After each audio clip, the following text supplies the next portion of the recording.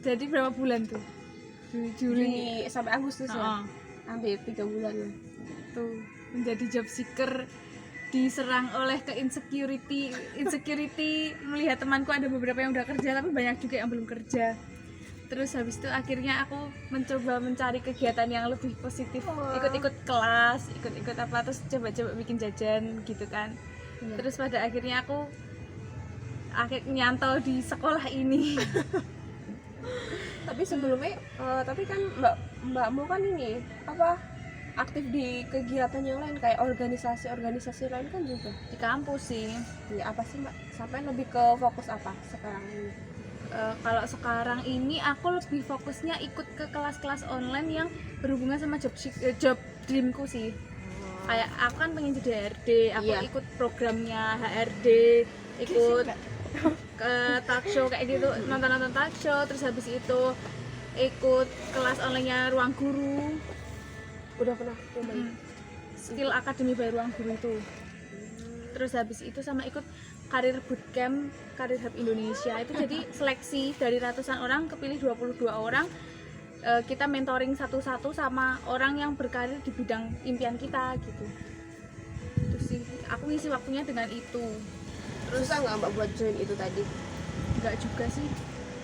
Paling yang agak susah tuh yang Karir Hub itu. Apa Karena itu? kita Karir Hub itu karir bootcamp.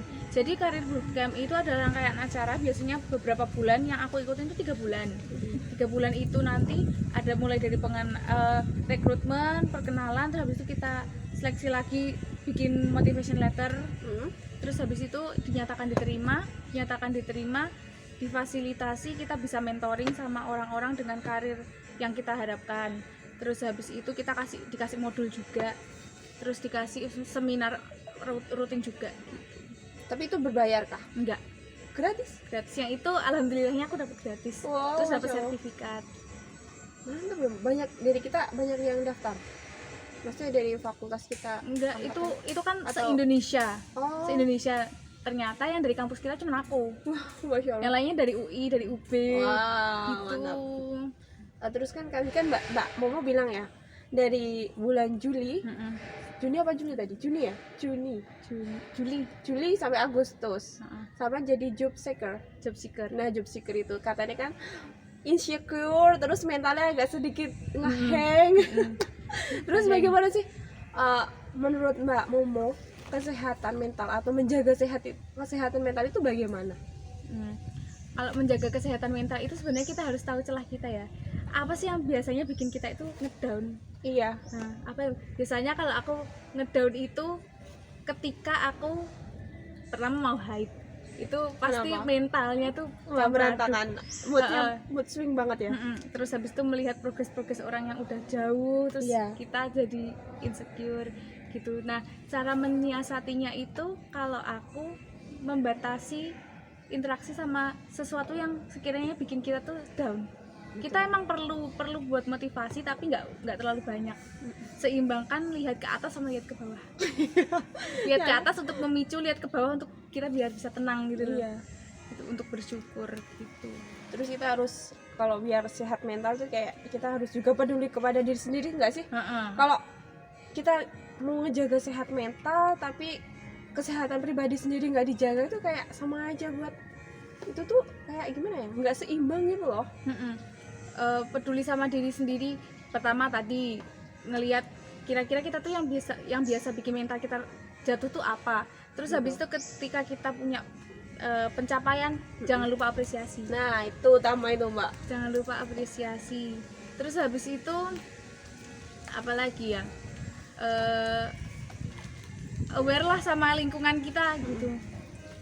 Kalau kamu sendiri pernah ada di posisi terendah? Wah, Gimana tuh? Di setiap hampir gimana ya, kan ini kan aku udah semester 5 ya mbak. Itu tuh menurutku sumpah bener-bener mentalnya tuh diuji. Dulu jujur aku pas semester 1, 2, 3 sering tanya kating-kating, mbak gimana sih, katanya semester 5 itu kayak menakutkan nggak, sampai-sampai kayak aku tuh ngeliat story mereka tuh kayak ini deh pengen berhenti sekolah aja, pengen dinafkahin gitu loh.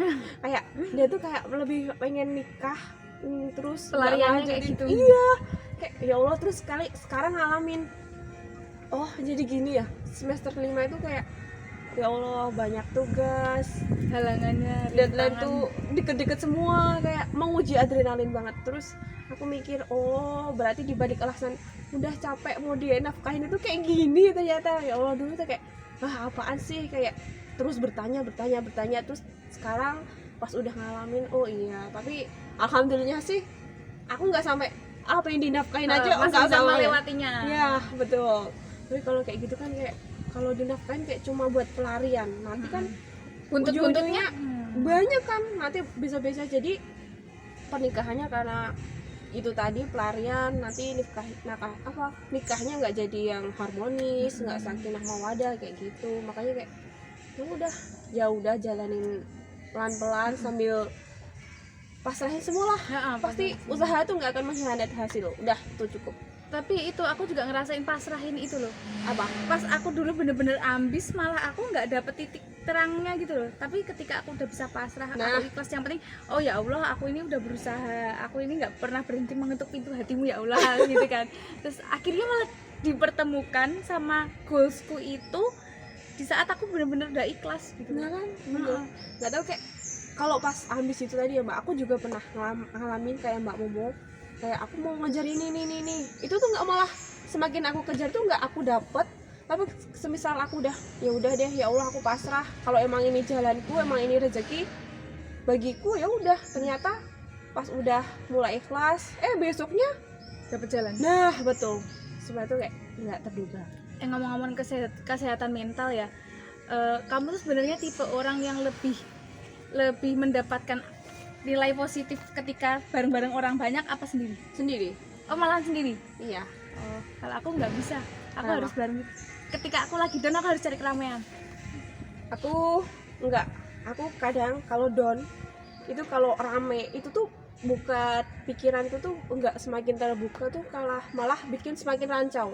Jadi kalau aku lagi down itu tuh harus tenang, harus relax. Tapi kalau ada di kebisingan atau keramaian itu tuh kadang bikin aku semakin rumit kadang, Mbak. Oh gitu. Berarti emang bisa dibilang Iya. introvert, aku Iya. introvert. Tapi emang bener, aku ketika pusing, ketika aku tuh bener-bener ngedown, aku malah cari keramaian, walaupun itu orang-orang nggak kenal. Kita kayak cuma ke alun-alun, Iya, atau apa, betul. kumpul sama temen gitu, ngasih nilai positif lah buat aku, nanti jadi fresh lagi. Iya. Terus nih Mbak, kalau kan sampai kan beberapa bulan ini kan pusing ya, terus mentalnya keganggu, maksudnya nggak yang sampai gangguan jiwa lah? Enggak, alhamdulillah enggak.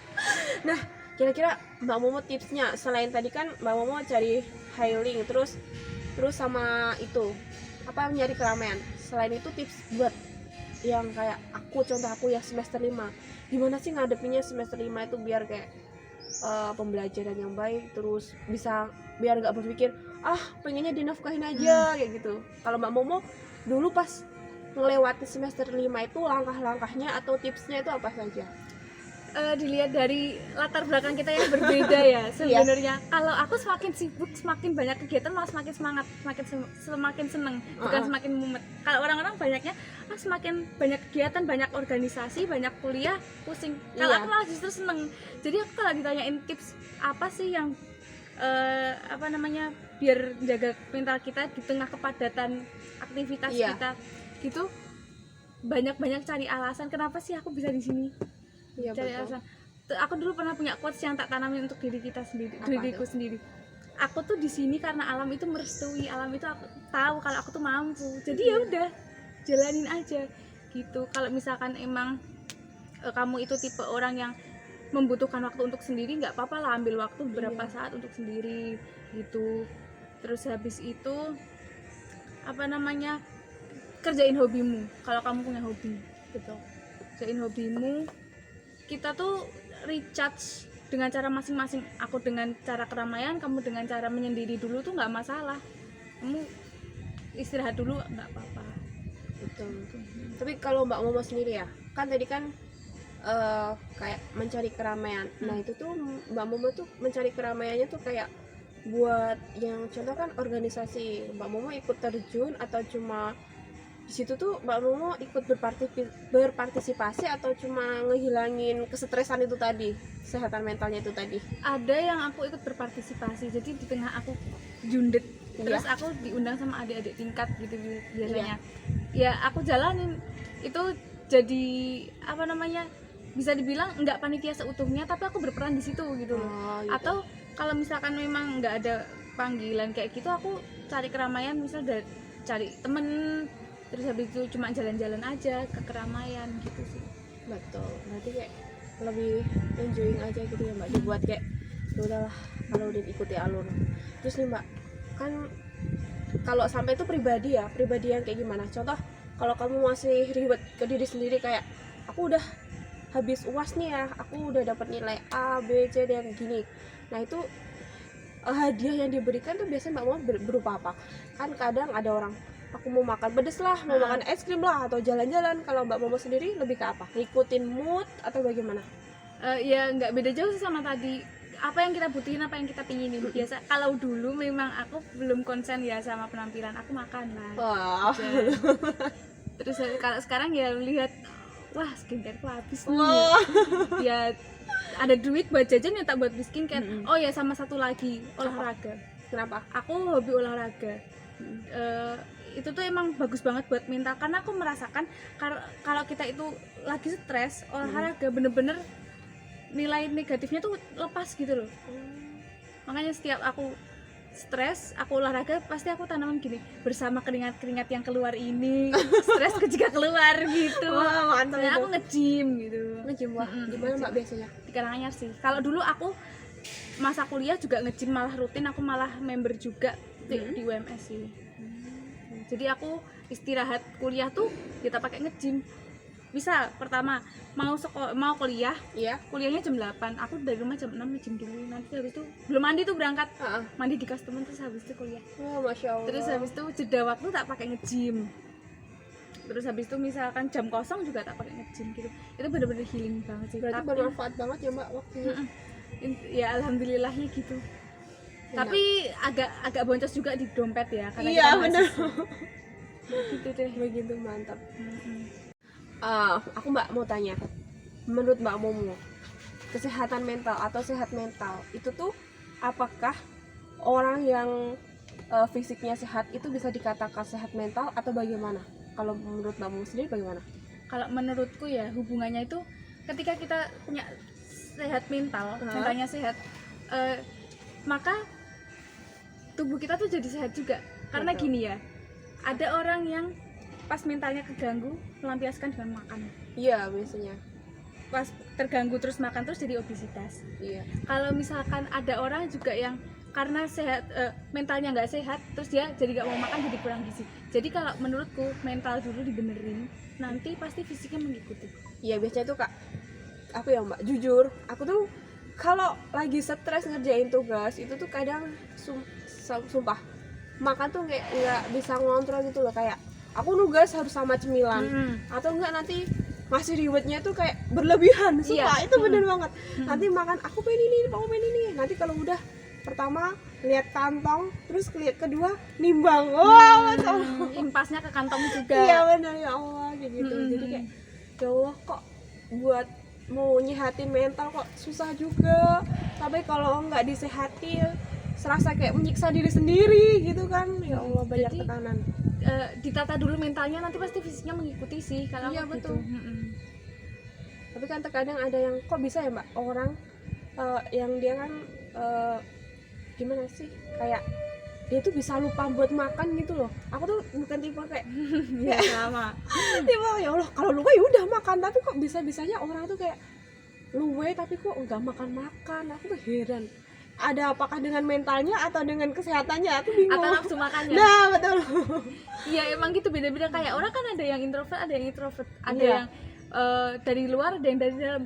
Terus ada juga orang yang dengan healingnya dengan makan, ada yang malah nggak mau makan. Iya, Gitu. emang Tergantung diri masing-masing semua sebenarnya. kembali ke masing-masing gitu. Makanya kalau misalkan kita punya pikiran yang sehat, mental yang sehat, pasti semuanya teratur gitu loh. Iya. Fisik, terus jiwanya juga pasti teratur. Oke, berarti bisa diambil kesimpulannya Mbak bahwa menurut Mbak Momo kesehatan yang mental itu kalau fisiknya sehat bisa jadi mentalnya bisa sehat. Terus apa? Kebalik dong. Oh. Mental sehat, nanti jadinya fisiknya sehat. Oh ya, mental sehat, fisik sehat. Terus itu tadi kembali ke pribadi diri masing-masing. Terus kita cari apa sih yang bisa membuat kita bahagia. Terus kayak biar mentalnya tuh nggak keganggu itu apa aja, kayak healing terus atau enggak nyari kesibukan atau apa itu. Kalau aku sih lebih ke ya udah meredam diri dulu, terus habis itu baru lanjutin kayak gitu. Jadi gini, punya jiwa dan mental yang sehat, otomatis fisiknya juga sehat. Iya. Terus habis itu kalau fisiknya sehat, nanti kita kan juga optimal dalam menjalani aktivitas. Betul. Jadi produktif, entah itu nanti produktif dalam kuliah, dalam bekerja. Iya. Kalau misalkan dalam kuliah dan bekerja aja udah produktif, menghasilkan sesuatu, Iya. terus habis itu nanti kita bisa mendukung aktivitas-aktivitas lainnya, termasuk juga ibadah. Betul. Nanti ujungnya ke mental lagi, Iya. hubungan lagi sama Tuhan lagi. Iya. Gitu. Pentingnya kesehatan mental itu seperti itu. Kenali diri. Terus gimana caranya? Ya kenali diri. Apa yang membuat kita itu biasanya down, apa yang membuat kita itu biasanya bahagia. Terus habis itu kapan aja itu biasanya muncul. Kita harus hafal itu biar kita juga enggak kesulitan untuk kontrol diri. Betul. Berarti kayak ada api harus ada airnya gitu ya, Mbak. Apa yang membuat itu tadi muncul harus ada penenangnya. Kontrolnya. Iya, gitu.